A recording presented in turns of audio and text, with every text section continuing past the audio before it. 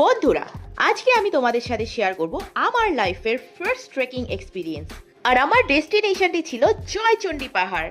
প্রথমে তো আমি ভেবেছিলাম 500টা সিঁড়ি, সে তো কিছুই নয়। কিন্তু 5 মিনিট পরে গিয়ে বারবার মনে হচ্ছে, কে বানিয়েছে এগুলো, কেন আসতে গেলাম এখানে। জয়চণ্ডী পাহাড়ে ট্রেক করতে গিয়ে আমার অবস্থা এতটাই কাহিল, হাঁপাতে হাঁপাতে উঠছি, মাঝপথে দাঁড়িয়ে লাইফের ডিসিশন নিয়ে ভাবছি। আর তারই মধ্যে চোখে পড়লো আগুনের মতো লাল পলাশ ফুলে ভরা গাছ।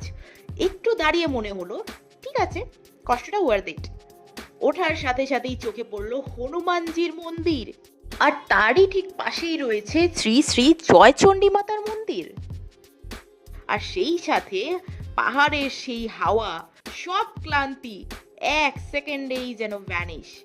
First trekking experience, and honestly totally worth every painful step. In a nutshell, I started with confidence and ended with enlightenment. So আমার সাথে এই ট্রেকিং এর এক্সপিরিয়েন্সটা তোমাদের কেমন লাগলো অবশ্যই কিন্তু কমেন্টে জানাতে ভুলো না।